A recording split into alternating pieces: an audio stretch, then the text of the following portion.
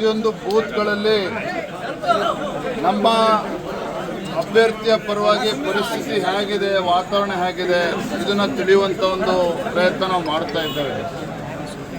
ನಮ್ಮ ಬೂತ್ನ ಪ್ರಮುಖರ ಆತ್ಮವಿಶ್ವಾಸನ ನೋಡಿದ್ರೆ ನನಗೆ ಆತಂಕ ಆಗ್ತಾ ಇದೆ. ಅಷ್ಟೊಂದು ವಿಶ್ವಾಸದಲ್ಲಿದ್ದಾರೆ. ಕಳೆದ ಎಲ್ಲ ಚುನಾವಣೆಗಳು ಏನು ಲೀಡ್ಗಳನ್ನು ಕೊಟ್ಟಿತ್ತು ಅದನ್ನು ದಾಖಲೆಯನ್ನು ಮುರಿತೇವೆ, ಅತಿ ಹೆಚ್ಚು ಲೀಡ್ಗಳನ್ನು ಕೊಡ್ತೇವೆ ಅಂತೇಳಿ ಅಂಕಿ ಸಂಖ್ಯೆ ಸಮೇತ ವರದಿಯನ್ನು ನೀಡಿದ್ದಾರೆ. ಅವರ ವಿಶ್ವಾಸ ನೋಡಿದಾಗ ನಿಶ್ಚಿತವಾಗಿ ದಾವಣಗೆರೆ ದಕ್ಷಿಣ ವಿಧಾನಸಭಾ ಕ್ಷೇತ್ರ ಒಂದು ಐತಿಹಾಸಿಕ ಗೆಲುವು ಭಾರತೀಯ ಜನತಾ ಪಾರ್ಟಿ ನಮ್ಮ ಅಭ್ಯರ್ಥಿಗಳಾಗಿರ್ತಕ್ಕಂಥ ಶ್ರೀನಿವಾಸ ದಾಸ್ ಕರಿಯಪ್ಪ ಆಗ್ತದೆ, ಗೆಲುವು ಆಗ್ತದೆ ಅನ್ನೋ ವಿಶ್ವಾಸ ನನಗಿನ್ನೂ ಇಮ್ಮಡಿಯಾಗಿದೆ. ಜಮೀರ್ ಅಹಮದ್ ಅವರು ಬಂದರು, ಪತ್ರಿಕೆ ಗೋಷ್ಠಿ ಮಾಡಿ ಮತ್ತೆ ವಾಪಸ್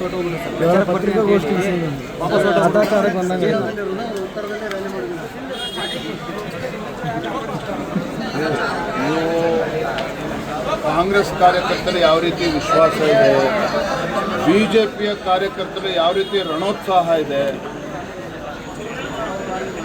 ರಣರಂಗದಲ್ಲಿ ಯಾವ ರೀತಿ ವಾತಾವರಣ ನಿರ್ಮಾಣ ಆಗಿದೆ, ಮತದಾರರು ಇವತ್ತು ಯಾವ ರೀತಿ ಕಾಂಗ್ರೆಸ್ ಪಕ್ಷದ ವಿರುದ್ಧ ಆಕ್ರೋಶವಾಗಿದ್ದಾರೆ. ಅದು ಅಲ್ಪಸಂಖ್ಯಾತರು ಇರ್ಬೋದು, ಹಿಂದೂಗಳು ಇರ್ಬೋದು. ಅದು ನೋಡಿದ್ರೆ ಗೊತ್ತಾಗ್ತದೆ. ಯಾರಿಗೂ ಕೂಡ ಕಾಂಗ್ರೆಸ್ ಪರವಾಗಿ ಮತಯಾಚನೆ ಮಾಡಬೇಕು ಅಂತ ಯಾರೂ ಕೂಡ ಧೈರ್ಯ ಬರೋದಕ್ಕೆ ಸಾಧ್ಯ ಇಲ್ಲ. ನನಗಂತೂ ಸಂಪೂರ್ಣ ವಿಶ್ವಾಸ ಇದೆ. ನಮ್ಮ ಕಾರ್ಯಕರ್ತರು ಪಾಪ ಕಳೆದ 15-20 ದಿನಗಳಿಂದ ನಮ್ಮ ಮುಖಂಡರು ಸಹ, ಜಿಲ್ಲೆಯ ಮುಖಂಡರು ಎಲ್ಲರೂ ಕೂಡ ಒಗ್ಗಟ್ಟಾಗಿ ಒಂದಾಗಿ ನಮ್ಮ ಅಭ್ಯರ್ಥಿ ಪರವಾಗಿ ಕೆಲಸನ ಮಾಡ್ತಾ ಇದ್ದಾರೆ. ಇವತ್ತು JDS ಅವರು ಕೂಡ, ನಮ್ಮ ಕುಮಾರಸ್ವಾಮಿ ಅವರು ಕೂಡ ಬಂದು ಬೆಂಬಲವನ್ನು ನೀಡಿರುವಂಥದ್ದು. ನನಗೆ ಖಂಡಿತ ಈ ಬಾರಿಯ ಗೆಲುವು ಭಾರತೀಯ ಜನತಾ ಪಾರ್ಟಿದು ಆಗ್ತದೆ. ಆ ವಿಶ್ವಾಸ ನನಗೆ ಸಂಪೂರ್ಣ ಇದೆ. ನಾಳೆ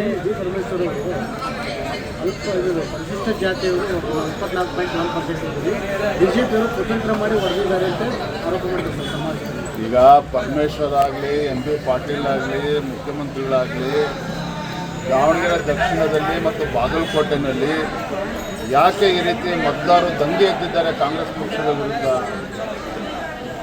ಸಾಮಾನ್ಯವಾಗಿ ಆಡಳಿತ ಪಕ್ಷದ ಪರವಾಗಿ ಮತದಾರ ಒಲವಿರ್ತದೆ. ನಾನು ನೋಡಿದಾಗ ಈ ರೀತಿ ಆಡಳಿತ ಪಕ್ಷದ ವಿರೋಧಿ ಅಲೆ ಏನಿವತ್ತು ದಾವಣಗೆರೆಯಲ್ಲೂ ಎದ್ದಿದೆ, ಬಾಗಲಕೋಟೆಯಲ್ಲೂ ಎದ್ದಿದೆ.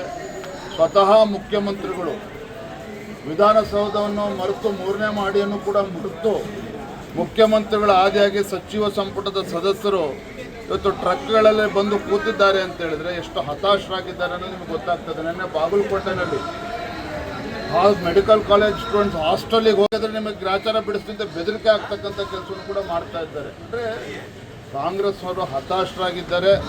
ಇವತ್ತು ಪರಮೇಶ್ವರ ಆದಿಯಾಗಿ ಜಗತ್ತಿನ ಬಗ್ಗೆ ಮಾತನಾಡ್ತಾ ಇದ್ದಾರೆ, ಅಲ್ಲಿ ವಾಸ್ತವಿಕತೆಯನ್ನು ಮರೆತಿದ್ದಾರೆ.